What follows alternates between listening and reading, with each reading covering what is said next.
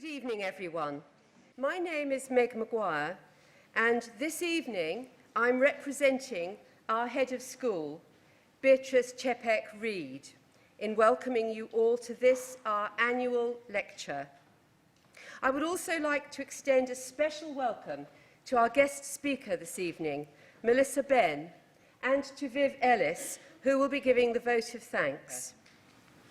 Melissa Benn hardly needs an introduction for educationalists and for educational policy makers.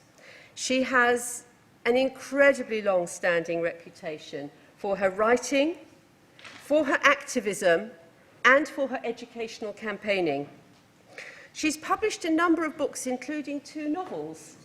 Nice thing to do.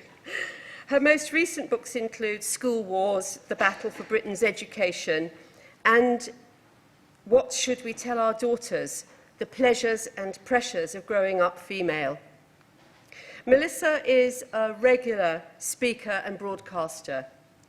Until recently, she was the chair of Comprehensive Future, a cross-party group campaigning for an end to selective education. She's a founder member of the Local Schools Network. And in 2012, Melissa won the Fred and Anne Jarvis Award, and Fred Jarvis was the leader of the NUT for very many years, and it was a great award. It was presented by the National Union of Teachers for her campaigning and for all her work for the cause of comprehensive education. And tonight, we're delighted to welcome Melissa to discuss the ever-changing landscape of the English school system and the implications of these changes for democratic provision. In the talk tonight, Melissa is going to draw on her latest book, Life Lessons, The Case for a National Educational Service. This is a book which puts forward the argument for genuine public education, shaped by democratic principles. The argument is it's going to be a similar system to that of our National Health Service, to replace the current complex, segregated system of maintained schools, academies, chains, faith schools, free schools, grammars and comprehensives, and private education. In Life Lessons, The Case for a National Education Service, Melissa writes, "It's time for boldness, for the setting out of agendas that will bring real changes." Melissa Benn is talking tonight to us about the crisis in education. Where do we go now? Melissa, thank you.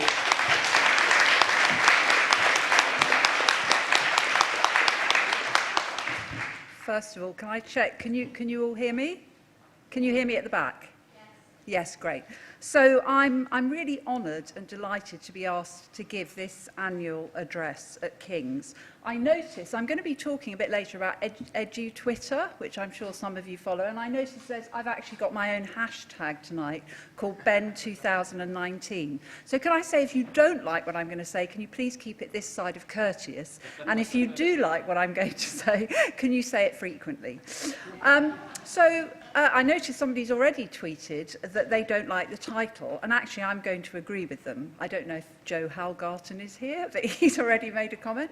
So I know the lecture was advertised as the crisis in education, but crisis is a term I actually don't like to use, not least because there are so many leaders and teachers that do such great work, some in really difficult conditions and some in relatively favoured circumstances. And I think the last thing that any head or teacher or pupil or parent, that anxious creature, the modern parent, needs is to feel further worried or demoralised. But for all that, I have to say we meet at what I believe is a particularly unpromising time for English education. Now, it's also an unpromising time for our country. Our nation is, quite frankly, in a state of paralysis, dealing with the multiple effects of austerity and inequality and really frightening political and cultural divides. Political attention is currently obsessively focused on a phony contest between 2 worryingly right-wing figures, the blonde one and the bland one. As that's actually Angela Rayner, the Shadow Education Secretary's line, but it's a good one, so always take other people's good lines. And despite promises made during the campaign by both Johnson and Hunt around spending in education and raising public sector pay, I would guess that any future Conservative Prime Minister is unlikely to repair the yawning gap in funding. We've had seen a real terms 8% cut since 2010, nor break down the stubborn inequalities in our system. But unpromising as this moment undoubtedly is, the simplest of my messages today is that we must not give up hope of an education service run on different lines. What's that interesting Milton Friedman quote? I'll give it to you now. Only a crisis, actual or perceived, produces real change. When that crisis occurs, the actions that are taken depend on the ideas that are lying around. That, I believe, he continues, is our basic function, to develop alternatives to existing policies, to keep them alive and available until the politically impossible becomes the politically inevitable. Milton Friedman was, of course, a prominent advocate of a very different kind of alternative, but his point was sound. Those of us who want change have to keep pressing our case, especially in the most unfavourable of times. So this evening, what I want to do is keep faith with the notion of an alternative and that there is a different way. And I propose to do this as follows. First, to offer a critical commentary on current orthodoxies, to dissect just a little the underlying realities of our system today. Then I want to set out some of the key elements of a more radical and hopeful vision. And I want to end by asking, in good faith, what and where do possible points of consensus exist across the political spectrum? How can we win support for a different approach? So let me turn by starting to what I call, with the tiniest tongue in my cheek, the new educational establishment. I recently heard Michael Gove, when briefly and unsuccessfully pitching for the job of Prime Minister, assert unequivocally and without challenge from the BBC that his reforms from 2010 onwards had saved our education system. He had vanquished the blob, driven out the unions in favour of teachers, funny that, I thought the unions were made up of teachers, and returned knowledge to the classroom. Of course, Gove is only the most famous and controversial exponent of the New Schools revolution, that revolution that officially began in 2010 and has been carried forward since 2014, when Gove was sacked by his line manager, David Cameron, by a fresh generation of administrators, think tank types, CEOs and commentators, what I call the new education establishment. I was going to say that as a group, they moved from being insurgents to controllers. But one of the really interesting things about this generation is how many of them have begun their careers pretty much in charge of things. This is a relatively young establishment, and that's part of its apparent dynamism, but it also may be one of its dangers. So some of the thinking of this group can be gleaned from that strange half-lit space called edu-Twitter. Now here, despite the often deliberately flippant tone, which is another new feature of our political culture, incidentally, and one actually not shared by those who are opposing what's going on. Those arguing for an alternative tend to be really quite sober and earnest, while those who are running things are much more deliberately lightweight. And I think that's interesting. So by following edu-Twitter, which is an important sort of part of media now, one can gain daily insight into the current, quite steely orthodoxy. So I'd like to sum up that orthodoxy as follows. Crisis, what crisis? Come on, this is an exciting time to be in education. So much dynamism, so many good ideas. Corporate involvement in education, it's uber, that's a capital U, it's uber exciting. As for knowledge, the progressive hegemony has been slayed. Trade unions, nice enough people, completely irrelevant. Local government, let's find a minor role for the poor saps. Private education, let's not knock it, let's learn from it. State schools just have to beat privilege at their own game. And let's face it, we are getting there, particularly with the rise of the best kinds of academies, free schools and super selective sixth forms. In essence, the NEE, New Educational Establishment argument, goes, education has been liberated from the constraints and inefficient shackles of the local state, and through this process, comprehensive education has finally come into its own, albeit in semi-privatised, meritocratic form. These voices and this line of argument matter because they are constantly picked up, echoed and amplified in significance by the educational press, mainstream newspapers, the BBC and other broadcasters. Such ideas also enjoy the direct support and patronage of government and the major charitable and corporate players in education. But most important of all, they directly reflect and shore up the massive shift there has been in the organisation, funding and structure of our schools over recent decades. I doubt that I need to inform a King's audience about the many changes we have seen in education over the past 30 years, and particularly the last 10, or the ways in which we can trace connections and continuities in policy formation down the years.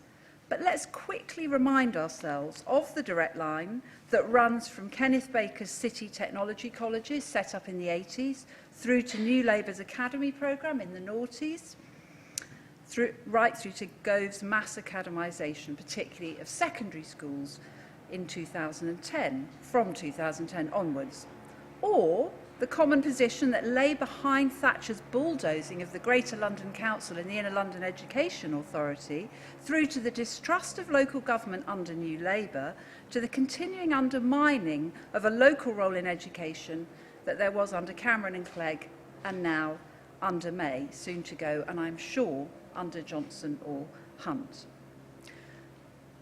So, or let's look at the points of similarity between Baker's cumbersome national curriculum introduced in 1988 and the directly interventionist role of educational ministers in drawing up the recently redrawn tougher GCSEs and A-levels.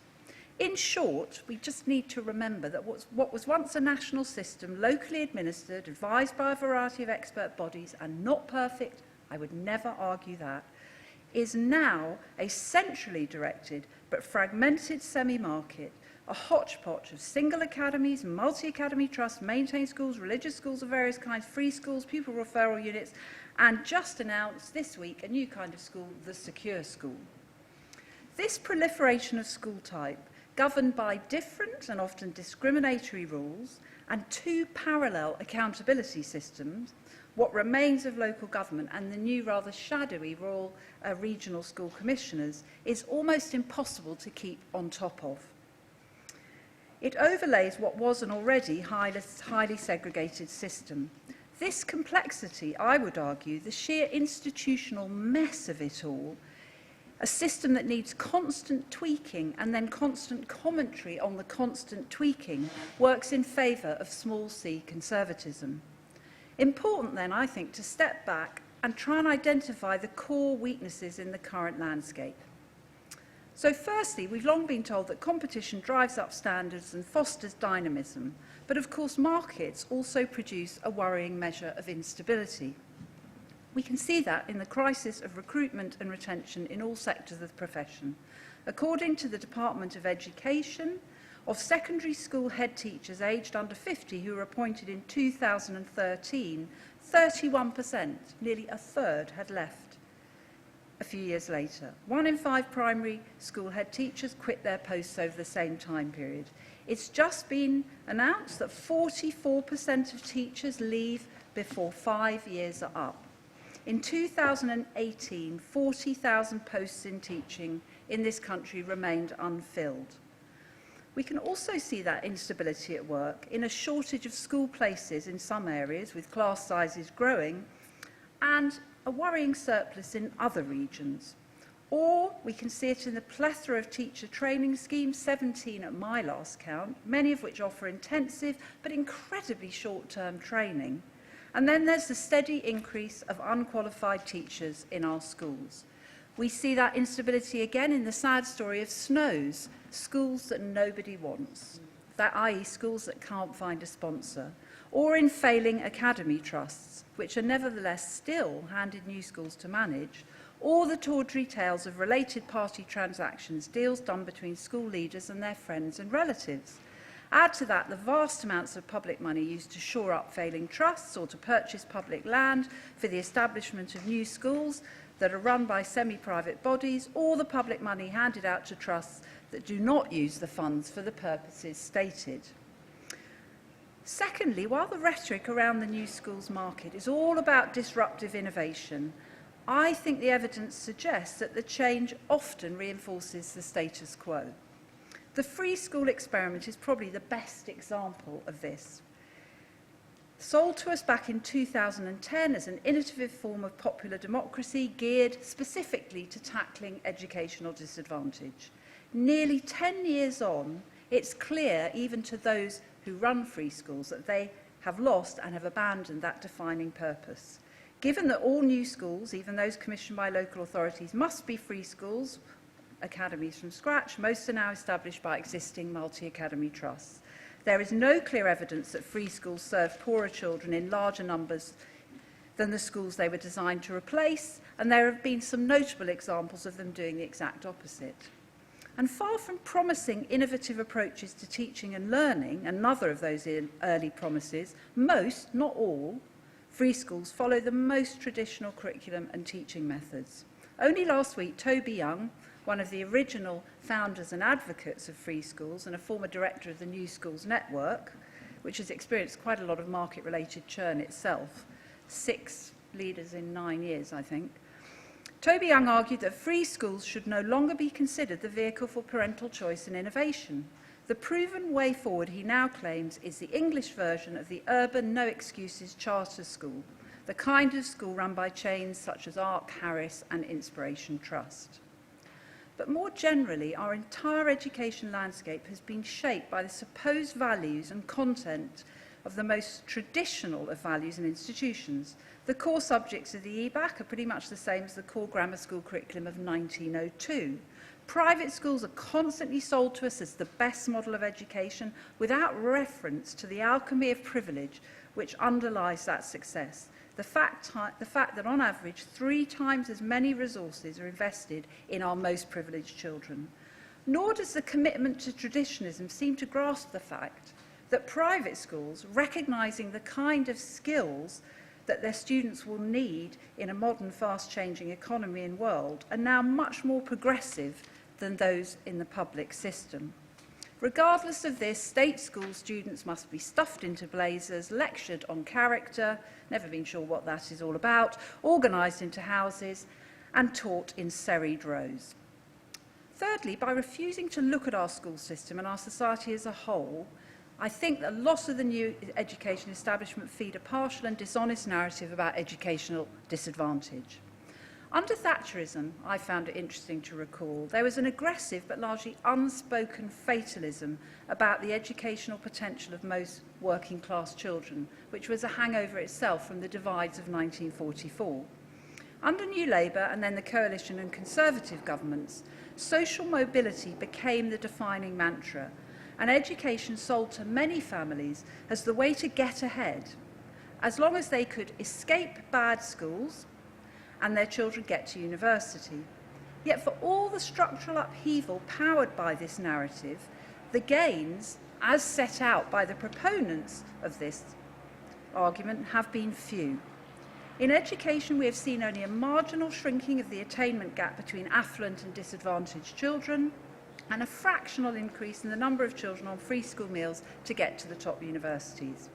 For those who go to the lower-ranked universities, often taking on a bigger burden of debt due to the abolition of maintenance grants, there's a crisis in post-university employment, a shortage of appropriate jobs for the new flood of graduates.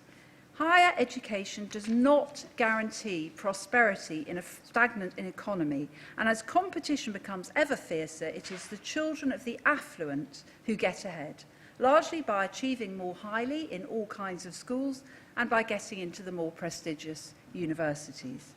At the same time, the NEE narrative obfuscates or labels as defeatist or irrelevant some really important truths about the relationship between the economy and education, such as the impact of wider social and economic inequality on student outcomes and the severest forms of poverty on our classrooms daily.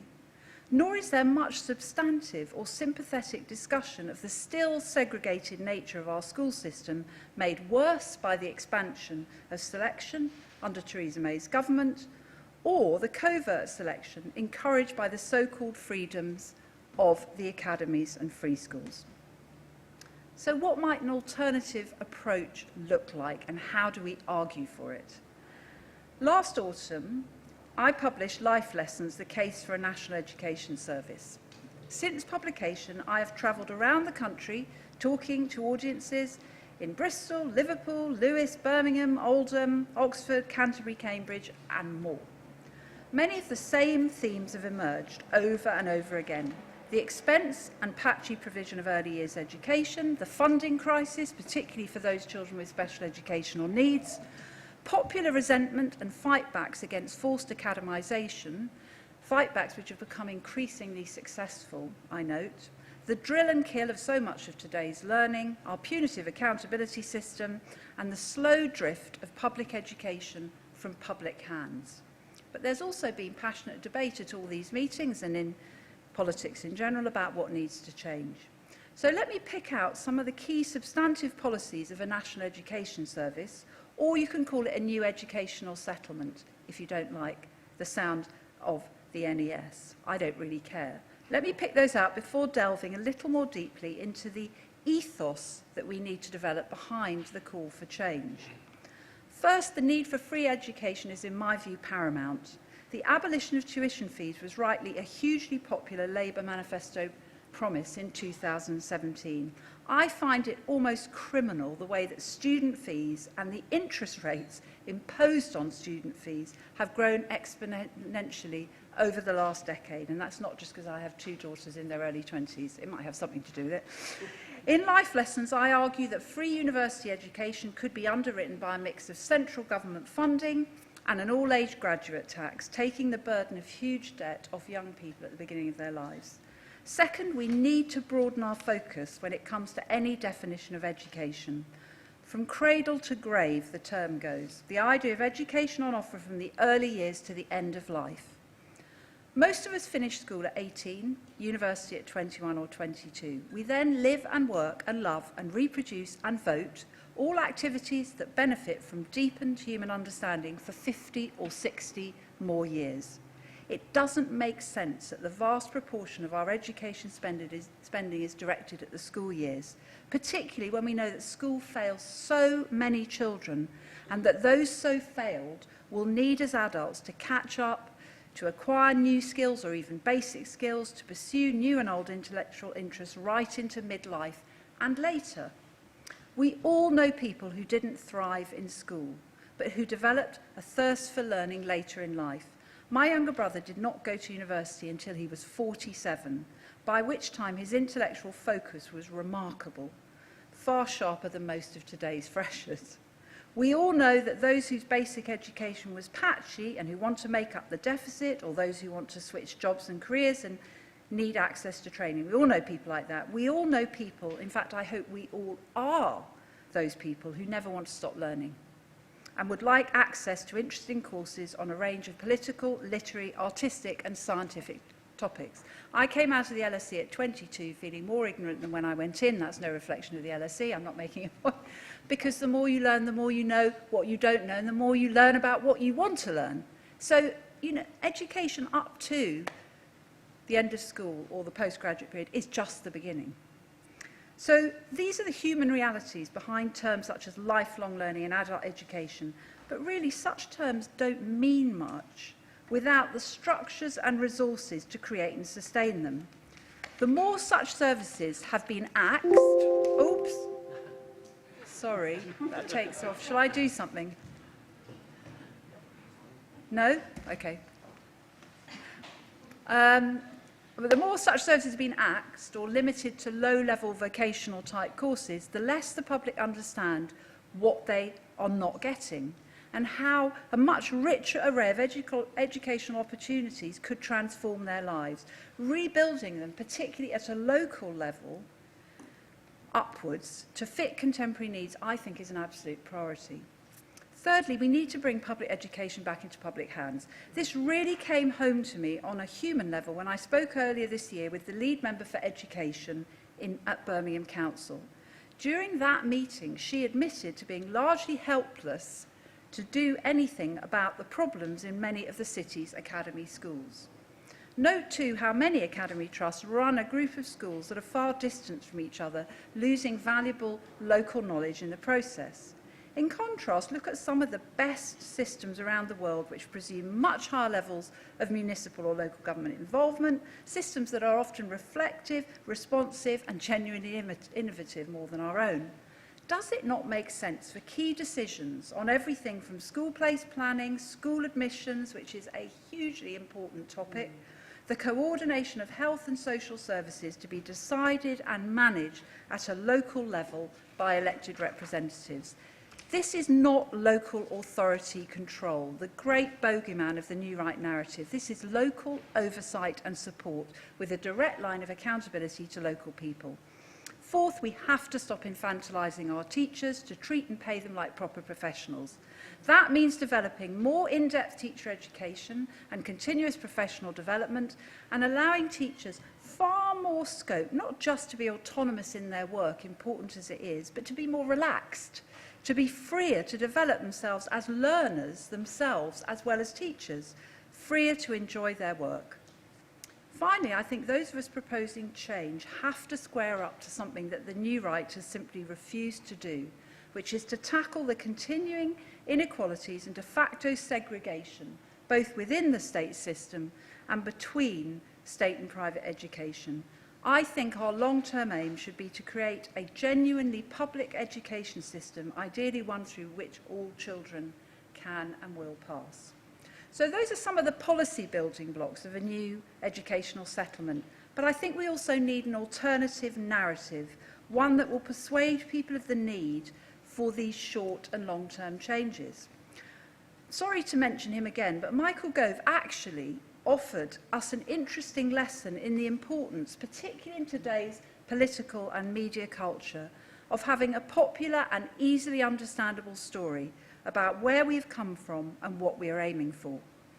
The Gove story revolved around the glories of high culture, largely as delivered through private and selective schools, and how wrong it is that poor children can't access any of these wonders. State education, therefore, should mimic these institutions and the values that underlie them, allowing the best and most talented to rise regardless of background. It's less clear in this narrative what should happen to the majority who fail to rise in any significant or impressive fashion, but I presume they are considered to have acquired some useful general knowledge along the way. An alternative narrative, I suppose I would call it my narrative, our narrative, inevitably lays stress in different places, and it actually has more to say to and about the majority.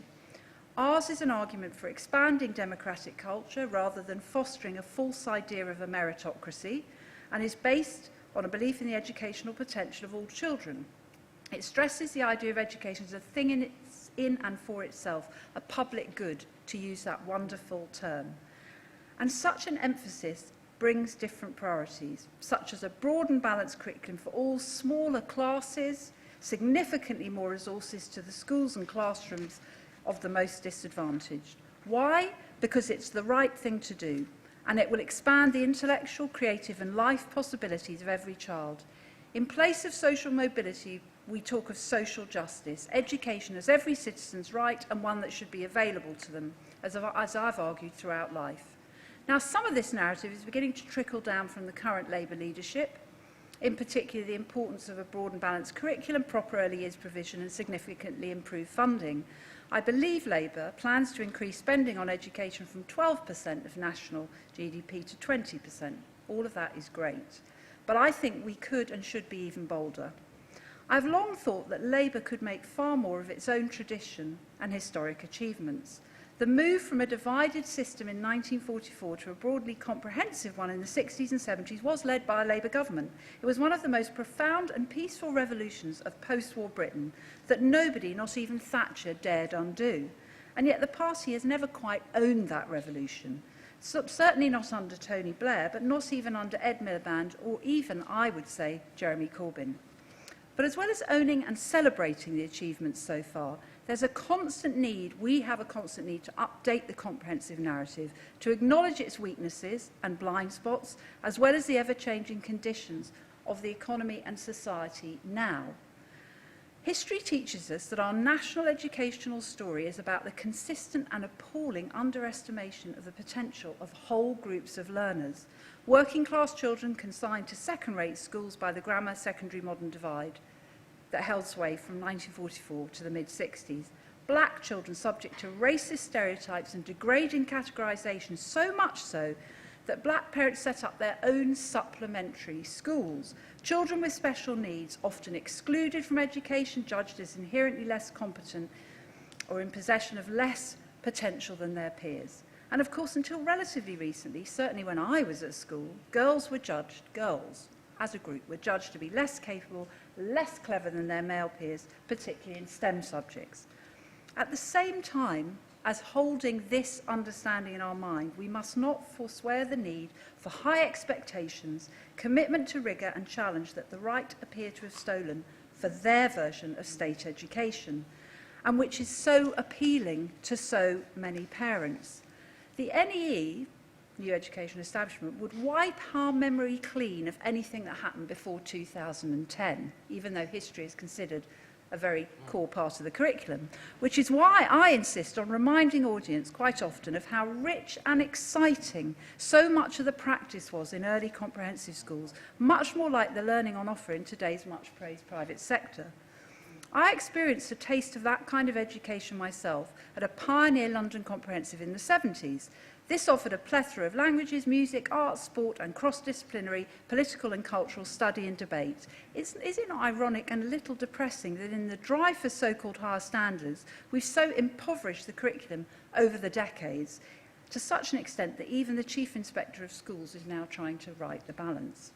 In short, inclusive comprehensive education is not some airy-fairy idea about happy playgrounds and everyone learning about everyone else's religious festivals, which has been, I've heard people say, and they have said to me. It is best understood as a national determination to offer a serious, stimulating and challenging education to everybody, but with a clear recognition of the different starting places and particular needs of groups of learners and individuals, and the allocation of sufficient resources in order to enable the progress of all.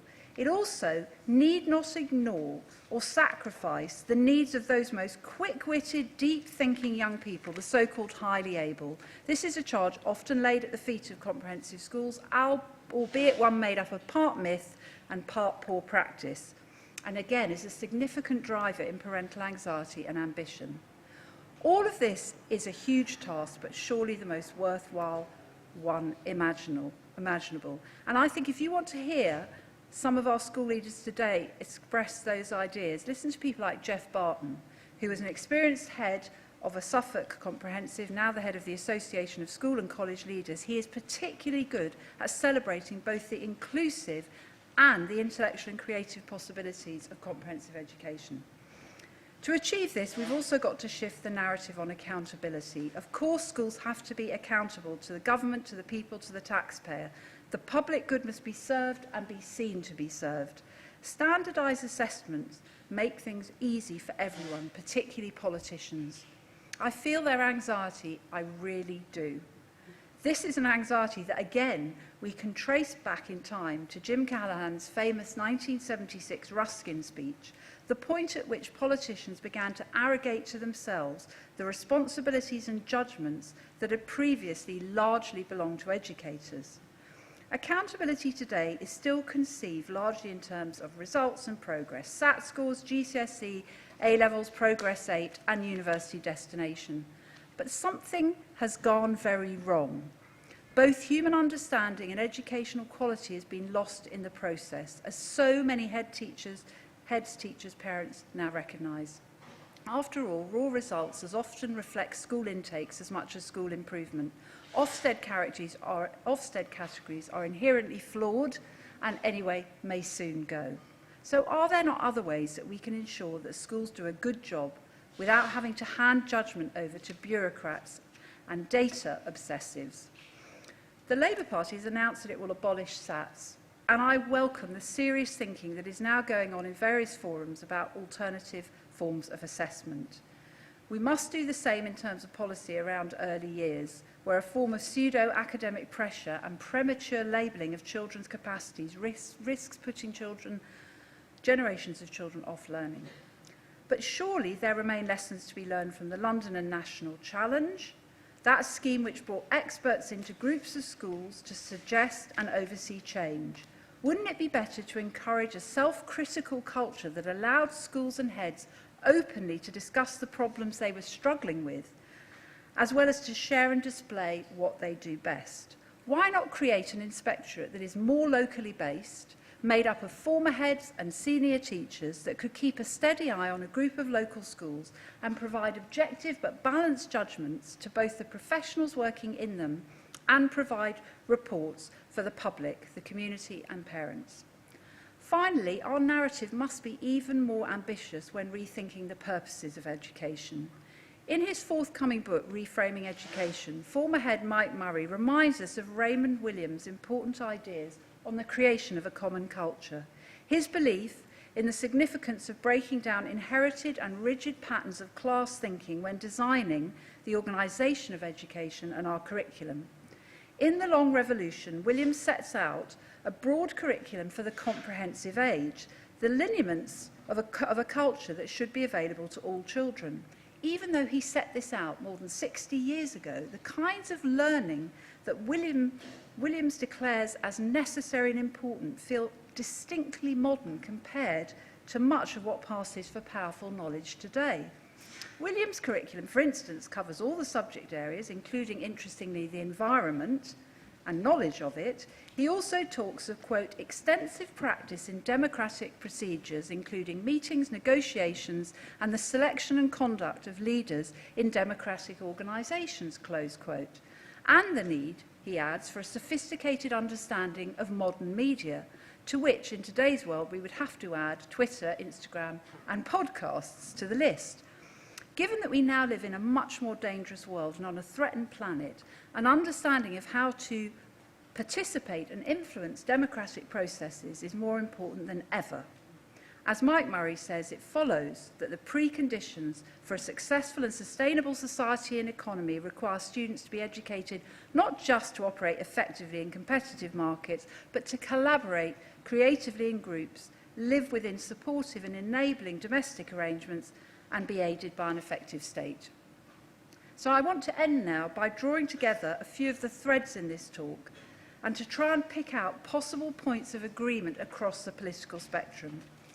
After today's lecture and my dissection of what I see as the assumptions and weaknesses behind current educational orthodoxy, you might not think that's possible.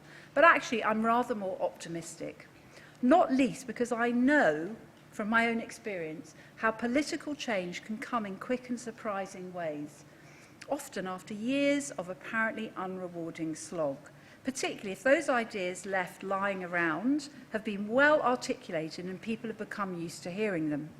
I was struck while researching life lessons by how many people across the political spectrum are worried about the cuts, instability, inefficiency, and the narrowness of ambition in today's schools in particular. And many people are worried about what's happening in universities. I've also gained really important insights as a campaigner, particularly in my role as chair of Comprehensive Future, a cross-party group campaigning for the phasing out of selection and in favour of fair admissions, a group now ably chaired by Dr. Nuala Burgess from this university. From this work, I came to understand how many in the new educational establishment really dislike the 11+. This includes influential leaders of Teach First, senior figures in major academy trusts, and the former Chief Inspector of Schools, Sir Michael Wilshaw. All were and remain resolutely opposed to Theresa May's recent attempts to expand grammar schools. Given the continuing evidence of the ways in which selection widens rather than closes the attainment gap, I believe such influential figures could be persuaded of the wisdom and fairness of phasing out this divisive and unreliable exam altogether. Similarly, there are many in today's landscape who have the ear of the powerful, who recognise some of the system's failures and are pushing for alternatives. Professor Becky Allen, formerly of EduData Lab, has spoken powerfully of how we need to make teaching a doable job once again, a job for life.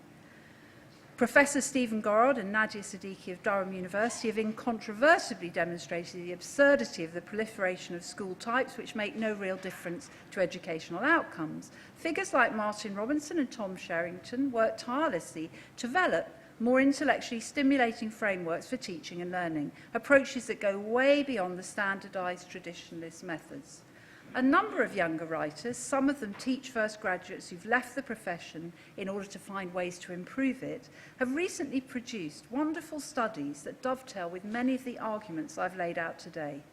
Lucy Crean's book, Cleverlands, a look at 5 of the top performing systems around the world, actually stands as perhaps the best contemporary restatement of the efficacy of comprehensive education.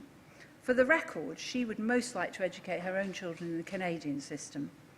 Alex Beard's Natural Born Learners reports and reflects on the excitements and benefits of innovative forms of teaching and learning in, among other countries, France, California and Finland, in a world of rapidly developing artificial intelligence. For life lessons, I visited a number of schools around the country that have bucked the limits and harshness of our current system and are showing how education can be really exciting and personally transformative for all learners. And I would also commend schools like School 21 and XP Doncaster in Doncaster for attempting to do the same. I also think it likely that the work of the Learners Without Limit network, which rejects ability labelling and embraces the potential of all children, will move further into the education mainstream and play a part in refashioning our future school system along more exciting and egalitarian lines. Another reason for optimism: for the first time in decades, a serious challenge to private education is being mounted from both outside and inside the Labour Party, and we may well see a package of proposals for change soon put forward by influential figures. This might include an end to charitable status and the phasing out of state subsidies, an equal opportunity tax on private school fees, and a growth in contextual admissions to top universities. Such policies might be the start of a move towards a genuinely integrated system. These then are some of the pieces of the jigsaw that give me hope. Where, though, is the political leadership, the will, the organisation, the carefully worked out policies for government to bring this all to fruition, you might ask? Well, I suspect that you all know, as well as I do, that the best leaders are actually followers. They take the temper of the times, and when voices swell in sufficient number and with sufficient force that they cannot be ignored, then the politicians listen. And I've learnt this through years of campaigning. When others do the hard work of creating alternatives, then might the politicians borrow some of these good ideas. So yes, some of the current opposition parties, including Labour and the Liberal Democrats, are moving in the right direction. But I still believe, and you might expect me to say this as a campaigner, and it's what I'm going to end with, it's our job to make firm and courteous criticism. It's our job to propose better ideas to those that currently circulate, and it's our job to keep up the pressure. So I call on all of you who feel uneasy or even enraged at the current direction of our schools, colleges and universities to speak up and speak out and develop a carefully evidenced critique of what you dislike and patiently to discuss, develop and share realistic alternatives. We need everyone involved in education, be it researchers, teachers, students, activists, parents, grandparents, or just concerned citizens, to join in the discussion. Crisis or not, we have reached a crucial moment in our country's history and in our education system. What happens next is vitally important if we wish to make over both nation and education in a more sane, hopeful, stable and just fashion. Thank you very much.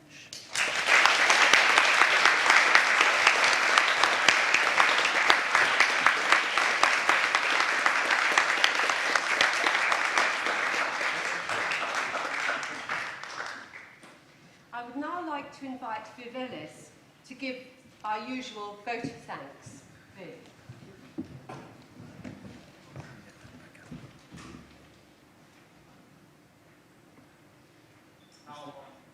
It's the teacher in me wants the PowerPoint.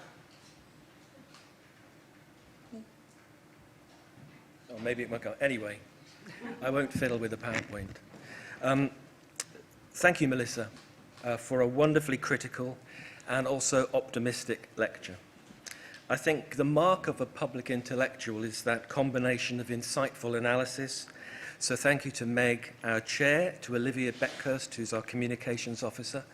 Now, I'm not sure whether they expected me to now channel Nick Gibb and kind of disagree on every level with what Melissa has said, which I'm not going to, because I share many of the kind of educational and political commitments that I think Melissa has. But what I'm going to do is use the short time that I've got to kind of emphasize a couple of things in what Melissa has said, both in this lecture and in life lessons, which I thoroughly recommend.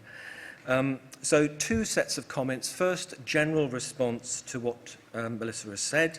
Secondly, very briefly, even more briefly, what this might mean for university departments of education, which is obviously a kind of a host for the lecture this evening. Institutions that have historically anyway had responsibilities for preparing teachers and for producing educational research. In diagnosing the causes of the current crisis, and I didn't choose the title of the lecture either, but I would go with crisis. I mean, I could substitute it with critical situation or the state we're in, but I think it's actually relatively patronizing to teachers who are experiencing a genuine crisis, whether that's of budgets, teacher recruitment, whatever else, to say that this doesn't exist.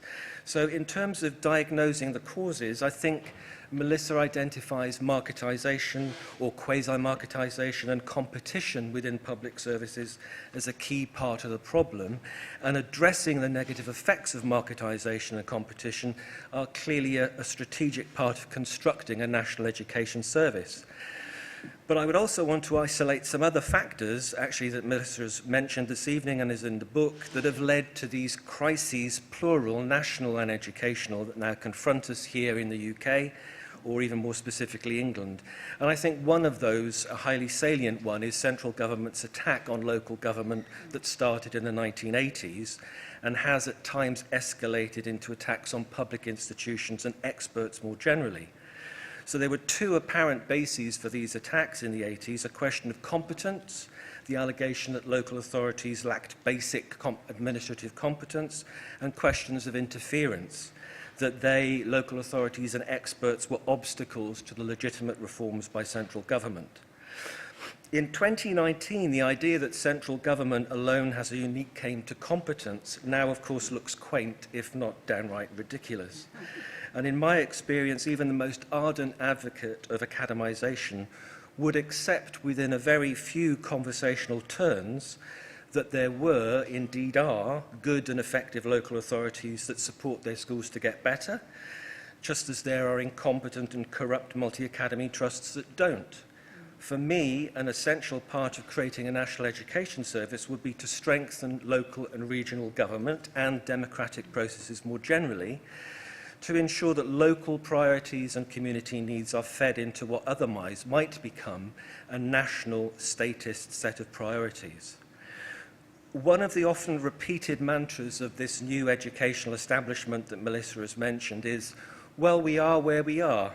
Academisation can't be rolled back. Local authorities are relics of the past.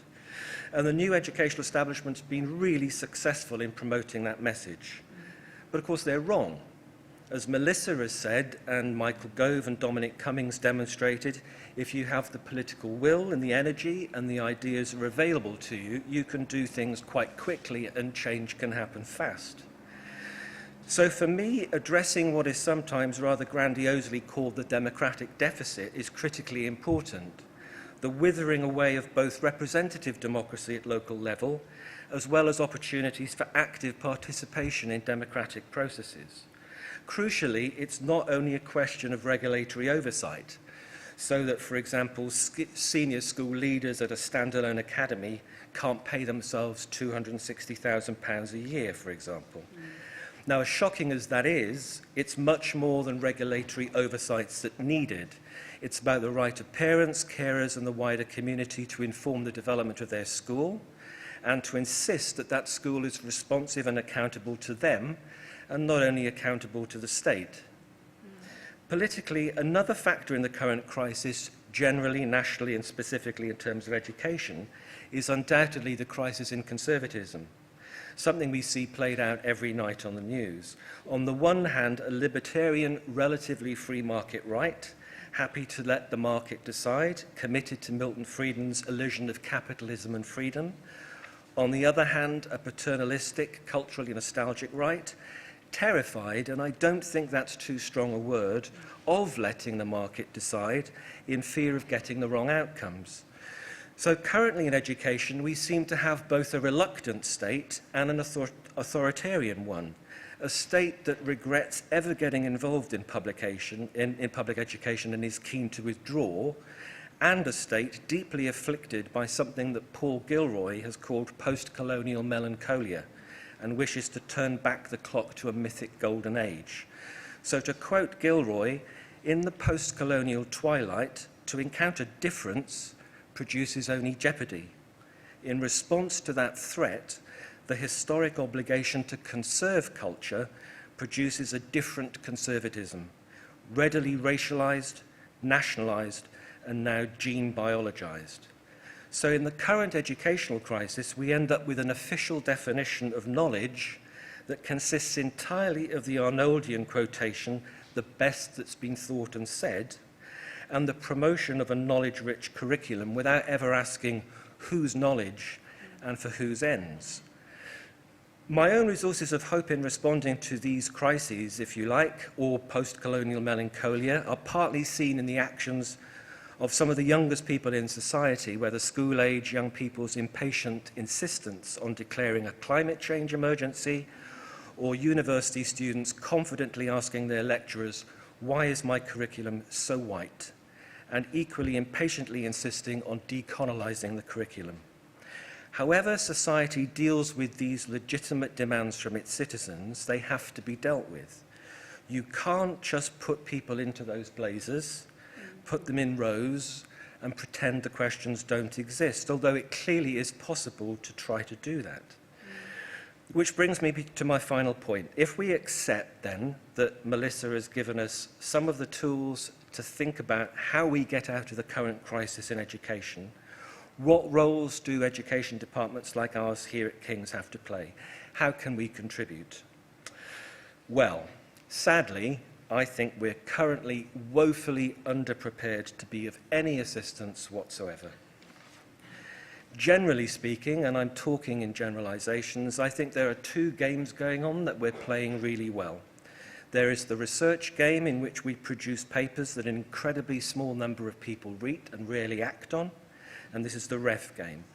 And then there is the Ofsted game around teacher education programs where we try to get our outstanding grades and so on. Now, there are exceptions to this. This is a generalization. And in the room tonight from King's, we have at least two examples in Dr. Mel Cook's work with teachers of English to speakers of other languages, and Dr. Tanya de Saint Croix's work with youth work professionals, both integrating close and mutually beneficial engagements with practitioners in the context of critical analyses of society. So that's the direction that we should be going in, but I don't get any sense nationally that that is the direction education departments are going in. We are playing these games and they're increasingly divergent.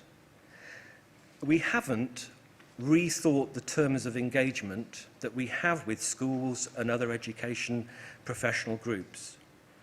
So, I personally find it pretty depressing that the new ideas about engagement with practitioners and professionals are indeed coming from those that Melissa describes as a new educational establishment, because they're committed to an entirely different view of education, an entirely different view of society.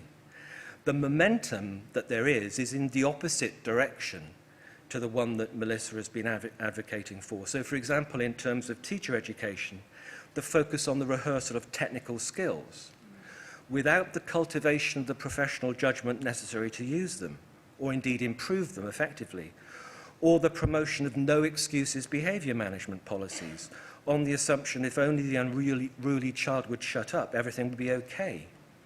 Now, the new educational establishment, I'm taken with this phrase and I'll carry on using it when the lecture's over, has been very effective at connecting these ideas to that of teacher workload. Quite misleadingly, in my view, you do not need to flatten the grass to make the job of teaching doable. But where are the other voices who are as equally rhetorically adept as these kind of followers of the Govian, Gibbian view and the new educational establishment? Where are the voices who are promoting the humane and the humanising alternatives? I would tentatively suggest they are few in number. And collectively in the universities, I think we need to up our game, both in terms of engagement with practice and also with our own public communication. So finally, today is the 4th of July. So before we all go home and watch the military parade in Washington, D.C. on the television, I want to conclude by mentioning a figure that Melissa quotes in Life Lessons, John Adams, the second President of the United States. Adams' letter to a British reformer in 1785 has often been quoted to signal the public importance of the public rather than state education. It's an important distinction. So you know the lines. The whole people must take upon themselves the education of the whole people and be willing to bear the expense of it. Schools, he said, not founded by charitable individuals, but maintained at the public expense of the people themselves. Adams was also the primary author of the Massachusetts Constitution, and its famous education paragraph might count as one of the first pieces of formal education policy. In that paragraph, Adams legislated for the distribution of virtues, values, as well as knowledge among the body of the people, because this was necessary to preserve their rights and liberties. The responsibility that the Commonwealth of Massachusetts was to accept was that public education was a public duty, owned by and accountable to the people, who are in turn responsible for its extension and development. The education paragraph of that Massachusetts Constitution is a timely reminder that the United States took public education seriously long before the English. But to come back to Melissa and what she'd argued this evening, we have to, I quote, we have, I quote, witnessed the slow drift of public education from public hands. We need to bring public education back into public hands. And that, for me, is the most fundamental lesson about the current situation or crisis, whether you like the word or not. Thank you.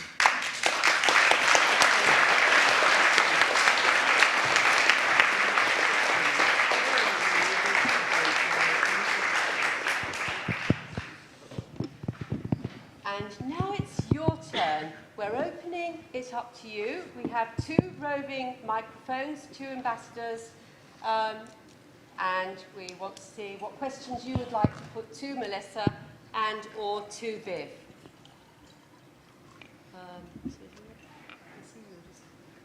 There's somebody over there. Oh, sorry. Okay.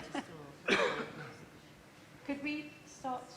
Sorry, okay, there then. Thank you very much.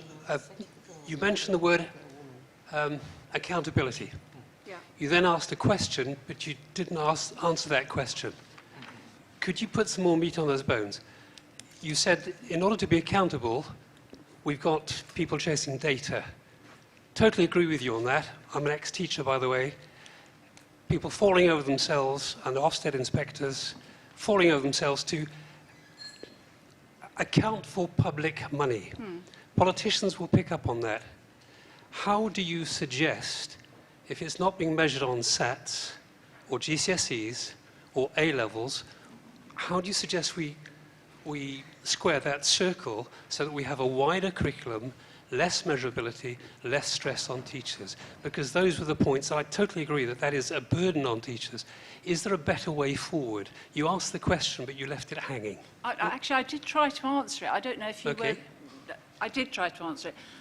I mean, I didn't say what place I thought exam results should have in accountability. I think they have far too much place now. We can agree on that. I think the biggest challenge for a future government that was trying to do things differently would be, how do you decide the value of an education if you don't just look at exam results? And I may have jumped over that point in saying, I think you have to bring human judgment into it. And I think that's why I think inspection from a national body, the most centrally directed body, which is so shaped by the political personality of the chief inspector. Michael Wilshaw has led a completely different Ofsted to Amanda Spielman. And I think in a funny way, people say, isn't it great, Amanda Spielman's talking about the curriculum now. But actually, is it so great that our schools are completely shaped by one person's political personality? So I've just thought of that, but it's a good point. But I like the idea, I think I did say this, of local inspectors, people who are heads, who are senior teachers. I mean, I was actually reading about Alberta today, and one of the head of their school boards is a retired bus driver. You know, I mean, maybe as a parent or something. Citizens with a concern for good schooling. I'm not suggesting a retired bus driver should be an inspector, but I think you could have inspectors that knew schools and had a distance from them, but also had a relationship with them, and could go in and see what the problems were, a bit like the National Local Challenge, the National London Challenge, and sort of talk it through, rather than this, you know, we all agree now, the sledgehammer requires improvement. You know, I've met quite a number of heads now who've been sacked for leading schools that were largely made up of disadvantaged children that couldn't get the results up. And you know, one of the problems for them is that some of the academy chains can get very, very good results, which makes the national debate be, why can't you be like King Solomon Academy in Paddington? But you know, there's quite a big question about how that's done and what that means. But my political point is, heads have now got angry, and heads that lead schools with disadvantaged pupils where they're doing their best, and then the heads are let go, have just said this is not an accountability system that works. So I think we need a different kind of inspectorate. The other thing, which I did mention in a sentence, was Labour said it will get rid of SATs. I think now is the time to think, well, what alternative? Are we going to have sample assessments? You know, anonymous assessment. So you judge, you look at people's work, but you don't judge a school on it. So I think there are all sorts of ideas like that, which are alternatives to the kind of cliff edge that we have now.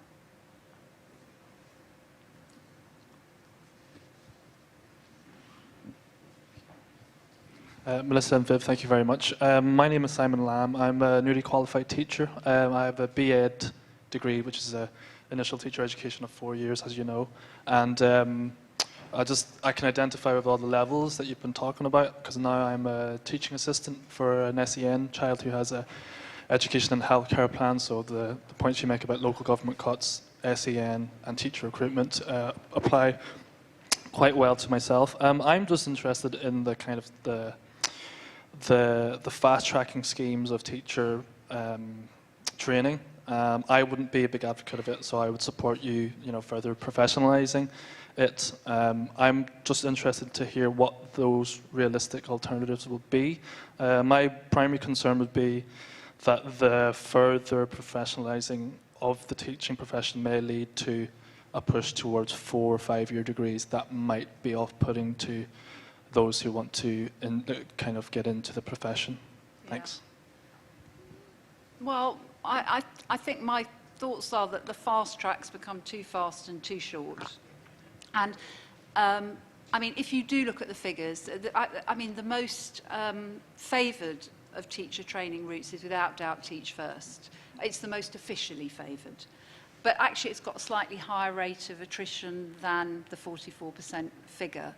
But I think some people would argue, and there may be people here who would argue, that actually the point of Teach First is not to train teachers, but to train future leaders in education, which actually is exactly what has happened, that young teachers go in, and a lot of them, 2 or 3 years in a school, and then they come out and become opinion formers in their mid to late 20s.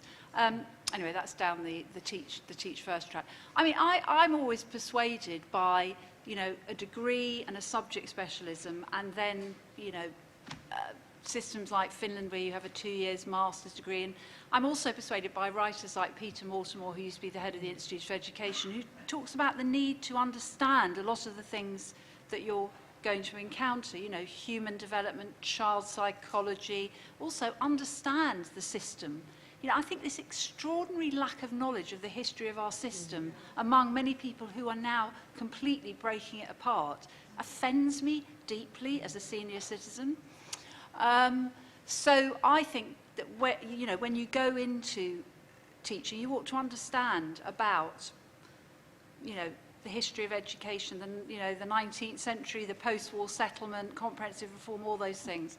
You ought to understand about inequality and all those things, because I think it makes better teachers. So whether it would put people off, the thing is, in the current market, it would, because it's all a quick fix business. But if, as Becky Allen argues, teaching becomes something for life, when something is for life, you invest in it, you stay with it, you're supported in it, and it yields satisfactions. You know, it's not fast food, it's slow food, you see what I mean? So I think there's something about everything is now, we're going to do this, we're going to do it now, and that mitigates against people deciding to invest in a long-term teaching career.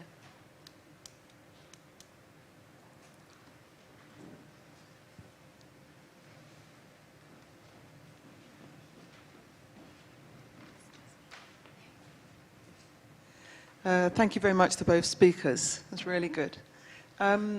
So the question, Melissa, is could you say a bit more about, you know, if schools aren't to go back to the local authority, you talked about a sort of a local overarching thing. Could you speak a bit more about how that would work? Well, I think that's a kind of work in progress. When I talk about the creation of realistic alternatives, a lot of groups are now thinking, possibly some of them anticipating or hoping for a Labour government, or what would you do? I think there's a general agreement that you wouldn't go back to the settlement of the 60s and 70s. There's also a whole new layer of regional authorities which would come into play, you know, Manchester and Birmingham and the mayors, and there's of course the London mayor as well. But I do think that you would, I quite like the idea of school boards actually, that you don't have a local authority as you used to, which then it sends its elected representatives onto an education committee, but that you have directly elected school boards with people who are very interested in and knowledgeable about education within a given area. But that would be quite a revolution in our system. I also think, and the thing I was saying about lifelong learning, I think there's a place for areas bigger than local authorities to create lifelong learning possibilities within areas. I mean, the other thing to say is local authorities haven't been completely smashed to pieces. They're still there, and it's still possible to build them up. Because one of the things that's happened is they were the old education establishment, and a lot of people left them and went to work for the new for the Multi-Academy Trust. There's no reason why you couldn't have some shift of personnel back.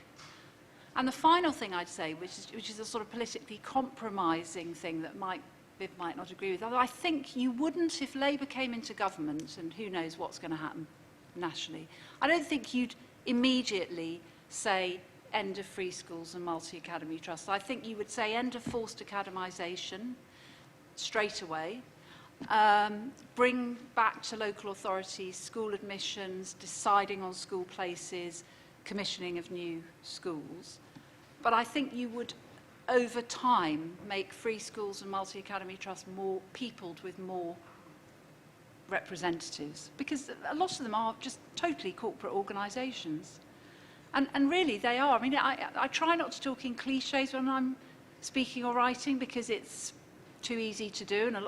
But they are like businesses in many ways. And it's interesting to see the look of a local school that's run by a really, really efficient chain, and to talk to people about the feel of it compared to a maintained school. And there's something much chillier about it, people report. I'd actually like to use my position to ask a question, and it's come up twice. When Melissa was talking, she said school admissions was the big central issue, Yeah. and she didn't elaborate, and I would like to ask her if she could talk a little bit about that to us, because I agree with you, and I think it's something that people often swerve away from. Yeah, second time I've been told I didn't elaborate. You've no idea how long it took me to cut that down to 38 minutes. I mean, I had hours of material. Well, school admissions, the first thing to say is that under the reforms from 2010, as a result of them, 70% of schools now control their own admissions. And that means that, in effect, they can they have to abide by the school admissions code, but they can find ways around it, and it means that they can fix and alter their intake. And that is also a result of punishing accountability systems. If you're judged on results, it makes sense, in a way, for heads to try and get those who are going to do well in exams. And one thing that's really sort of emerged as a scandal is that of off-rolling, which people now realise is schools saying we're going to take these people off roll at the point where we're judged to be good or bad, and everybody recognises that's a problem. But I mean, school admissions faith schools are a problem. I mean, I actually got involved with campaigning because I was a parent with my two daughters were in a local primary school that was incredibly socially, ethnically, religiously mixed. And there was a local school up the road, and going through that process, and only parents who've gone through it know, of secondary transfer in an active London market, schools market, taught me everything I needed to know about how school admissions worked. That the elite faith schools around London took the blonde, white, middle-class girls who went there on art and music scholarships. Never knew they were so good at art and music and drama when they're at primary school, but hey. Of course, the private schools took those with money. And what was left was that the local school, the local secondary school, looked like, parents would talk about it as a sink school. But it wasn't a sink school. It was a hard-working, great school that my daughters went to, but it had been, the middle classes had fled, and school admissions allowed them to flee. Of course, there's also grammars, which are the best example of unfair school admissions. I mean, whatever the government says about grammars being a route for social mobility, the figures are pretty clear. 3% of children on free school meals are in grammars. The test is unreliable. You can tutor for it. You have to have a few thousand quid to tutor for it. It benefits those with cultural and financial and social capital. And I really think those areas of the country, Buckinghamshire, Kent, Lincolnshire, that still operate a system that we had in 1944 are a disgrace. I think it's completely wrong. And I failed to see why Labour has not come out against. They came out against expansion of selection. They have not, no Labour government has ever said they will phase out the 11 plus. And that's partly why, although National Education Service is a sort of Labour idea, and I wrote it as a critical friend, sometimes I veer more towards the critical than the friendly in my position.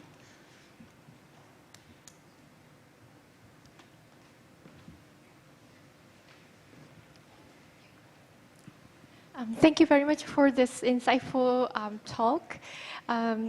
All the changes that you have been describing, sometimes like, I don't know, like summarized as neoliberal, is happening all around the world. Yes. And even though I am writing against them, like still sometimes I'm feeling whether all like the researchers or like parents or whoever they are, the stakeholders, whether we are kind of being outdated. You know, what I mean is these changes are happening around the globe.